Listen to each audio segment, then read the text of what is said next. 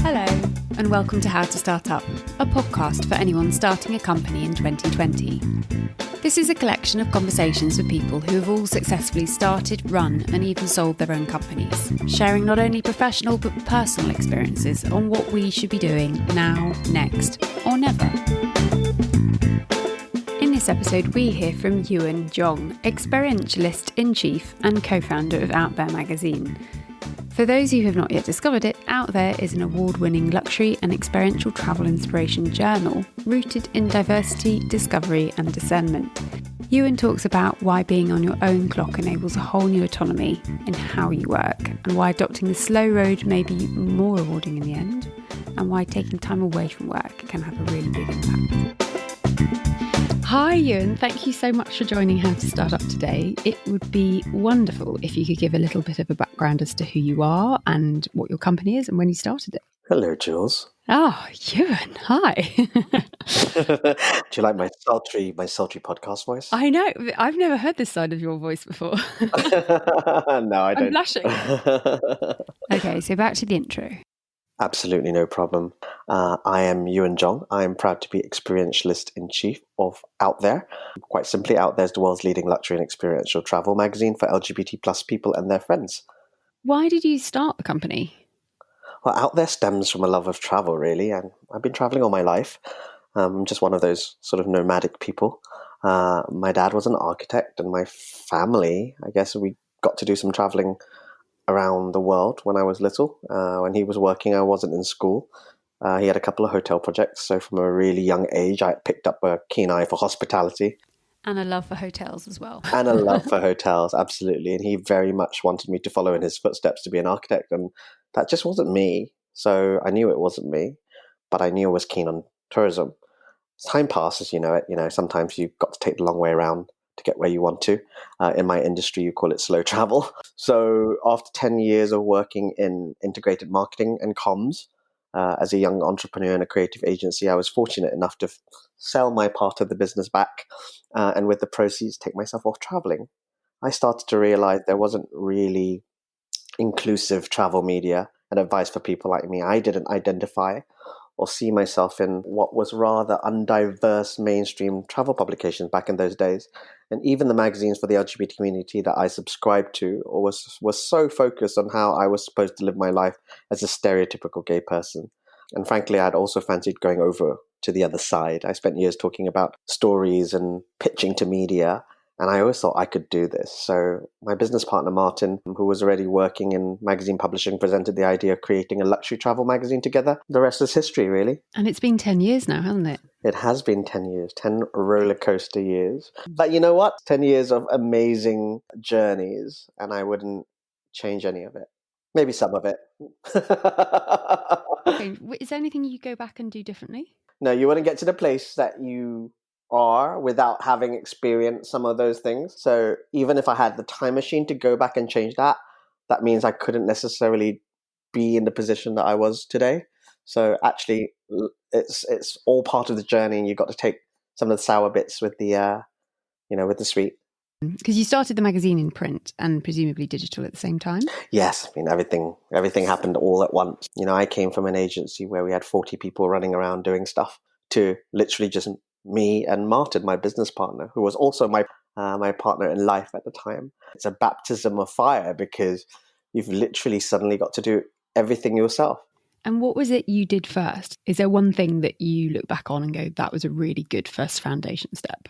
Okay, I think the good first step was to get networking, was to tell people about yourselves.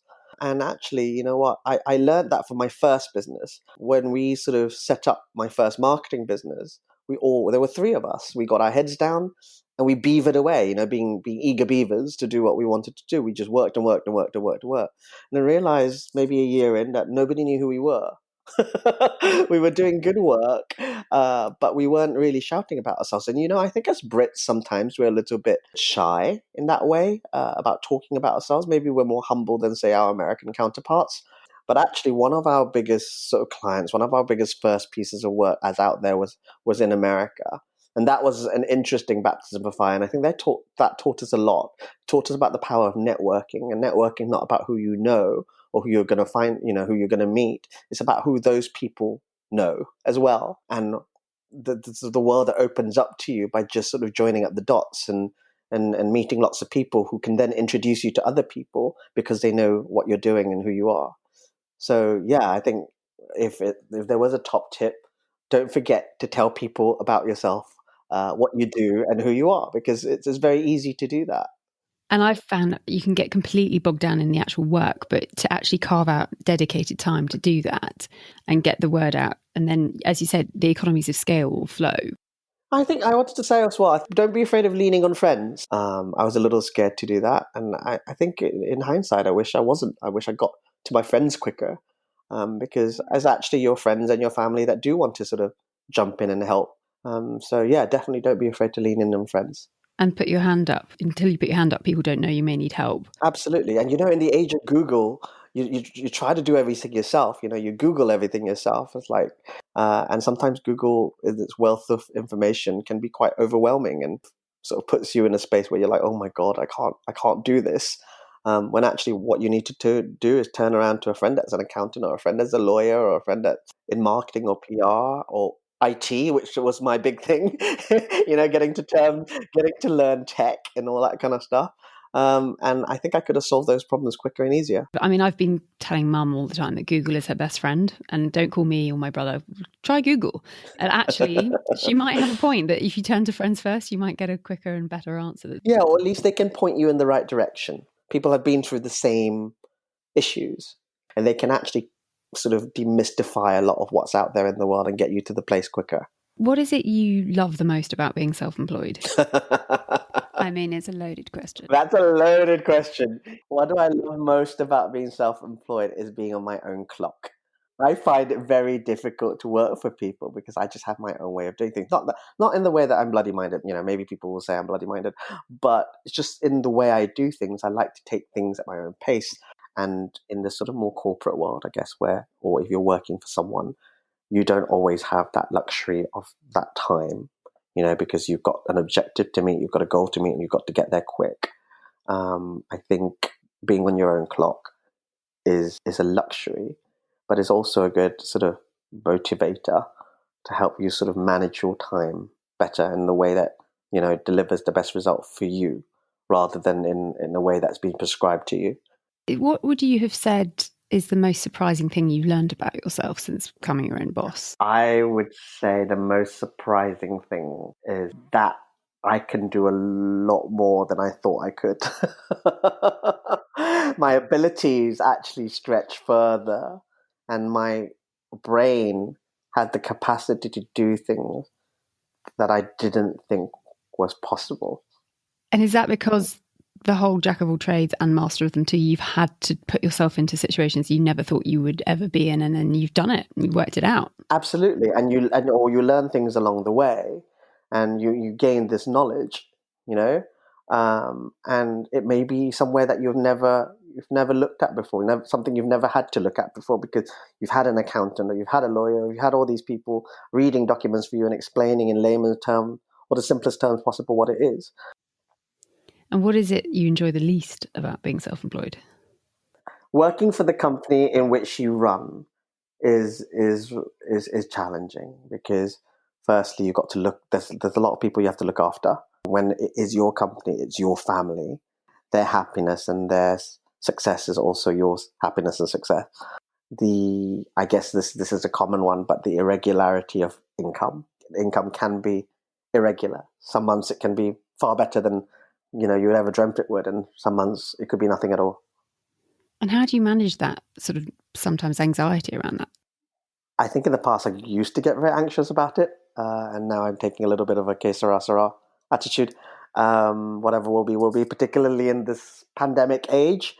There's a lot you can control, but all you can do is to do your very best, be the best version of yourself, get your head down, work as hard as you can, and it'll all be good at the end. So you have that resilience in the faith of what you're doing and just keep going. No, absolutely. And put trust in yourself, especially when you're starting off your business. You start to question yourself a little bit. Did I make the right decision? Is there a consumer need? Is there a market for what I'm doing? or is this just a big vanity project? And you can spend a lot of time playing that thing over and over and over in your head, and it's really unhealthy. And it takes up a lot of headspace. A lot of emotions. 100%. And especially when you're working from home and your thoughts are with you the whole time and there's not too many team members interjecting to break that thought pattern. And someone said to me this year that anything you do on repeat, in a bid to save yourself time, you need to look to how you can automate, template, delegate, and in fact solve that thing. Oh, wow, that's a good one. The solve thing was really interesting because I had something going on in my personal life that kept coming up in my brain and taking up lots of headspace and worry and thought. And I thought, I haven't got the brain space for this. I haven't got time to keep thinking this thought. I need to solve it. And then I need to move on from it. And it's hard, but it's when you're, I so get it. When you're left alone with your own thoughts too much, you can have that anxiety build up for sure. Absolutely. And I think you just need to beat that as quickly as possible because that takes up a lot of time. How have you maintained creativity in this time? Well, first thing I'll say that I don't know whether we're in the middle, start or end, but I don't think that matters. I think so many people are so focused on when the pandemic is going to be over that they forget to be innovative and creative in the pandemic. We can't be sat here waiting for the almighty reset. So what we need to be able to do is to find a way to work with the pandemic or work in the pandemic, given the circumstances that we've been thrown. What can we do to create as much value as possible in that time, and even more value for the brand or business when we're out the other side? And that's something I've witnessed from OutThere and your team and yourself. You've been so nimble and generous with your time, and suddenly you're speaking to so many different people and you're helping so many different people in the industry. Has that given you real encouragement to your business model? Yes, absolutely. I could say it's been a terrible year for business, but a really good year for brand. People sometimes forget, particularly in good times, people forget how important it is to also develop your brand. And in this time, what we've been able to do is develop our brand, whether that's being innovative. I think you were talking about 4 tips earlier. I have 4-stage thought process of how to get through times like this. The 4 things you need to look at: creativity, innovation, resilience, and stewardship. I think that's 4 really important things to consider. And people often ask me what the difference between creativity and innovation is. And creativity is a little bit more stagnant. It's coming up with ways and means of looking at making your business as different as possible. And innovation for me is different from creativity because innovation infers moving forward rather than just making yourself look different. How can you push yourself forwards into whatever future you're in? Stewardship is about how you guide yourself if you're a one-man band or your business, and how you act in a time of crisis to be able to inspire others and really generate value for your business. And resilience, we all know what resilience is, strength. Yeah, that's a lot to think about. It's always important to keep long-term view in mind. Absolutely. Big picture thinking is super important. How did you keep motivated at the beginning when it was all new and you weren't sure and you're trying stuff and testing things? How did you keep yourself upbeat about everything? Getting off the ground is one of the most challenging. It's like getting an airplane to take off. It's where the plane needs the most power. Everything needs to be firing on all cylinders. Everyone needs to be concentrating. And I was very passionate when we started. When there's a need, when you can identify a need, that means there's an opportunity to have a successful business. Because if you're one person that thinks you need this need, there are going to be tons of other people out there as well. I think a lot of businesses, particularly corporate businesses, are so focused on trying to meet the needs of as many people as possible. But I think there's a real opportunity for smaller business and niche businesses like ours to meet the need of a group of people who can prove to be really valuable. You travel a heck of a lot. How do you learn to switch off occasionally? You have to switch off. I would say that I didn't very early on. My business was my passion and it was 24/7. And I'll be the first to admit it was at the detriment of my home life too. Martin and I, who were partners and business partners, I'd say relationships run their course, but a lot of the reason why our relationship ran its course was because of OutThere. And, there are obviously other personal reasons too, but I just want to say this, that if you're working with your partner, you've got to be able to switch off. If you're working with anyone, if you're working with anyone or you're working for yourself, you've got to know when to switch off, because your business can become all-encompassing. It's really important that you find that balance, to realize that the people around you don't want to talk about your work all the time. You've got to realize that not everybody wants to do that too, because they've had a busy day and they want some downtime. And I can't recommend that anymore, to be able to know when the end of your day is, to say that whether it's 5 o'clock, 6 o'clock, 7 o'clock, 8 o'clock, but however you structure your day, make sure you give yourself me time. That's super important, because if you're not looking after yourself, it's going to be very hard to look after your business too. And it's important to mention that you and Martin are still great business partners. Absolutely. And we're best friends. We made a call very early on to say, actually, we could continue, being partners, talking about work 24/7, bringing work home all the time, and it will completely wreck whatever relationship we have left.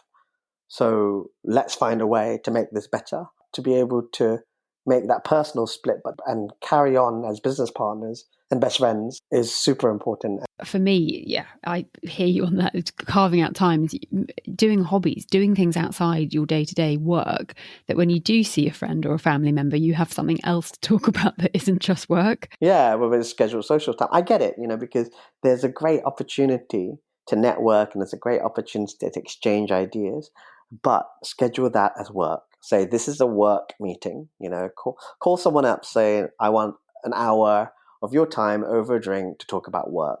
But then I want an hour of your time, or whatever, however long, to just go to dinner and have a kiki and a ha-ha, like, real friends.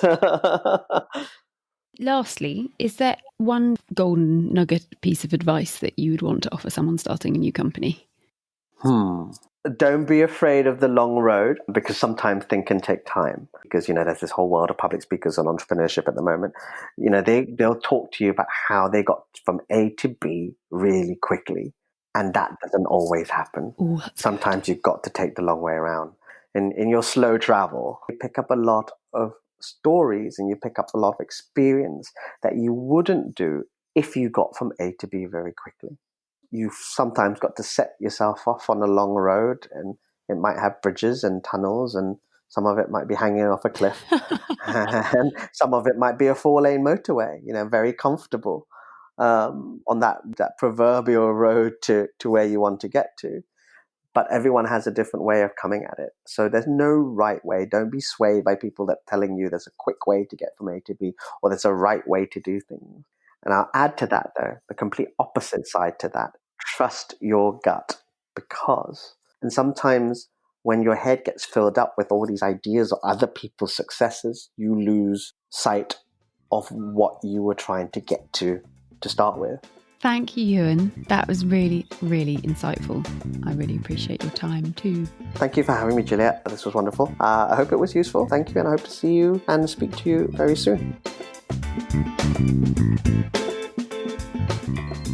Still in my early days of self-employment, I've sometimes felt that things aren't moving quickly enough. However, it's really reassuring to hear from Uwern that that's actually quite a good thing in the long run. Plus, dedicating time also not to work and not even talk about work, even in the early stages, is vital. And dear friends who are listening, I do promise also to not talk about this podcast the entire time.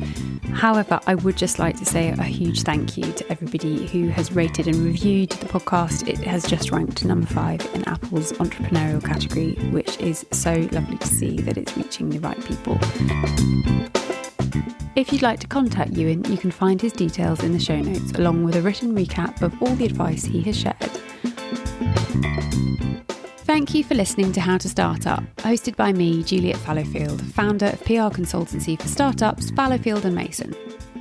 I hope these conversations offer you some confidence, encouragement and reassurance that you're on the right track. I would be delighted if you'd rate, review and share this podcast with anyone else who might be starting a company in 2020.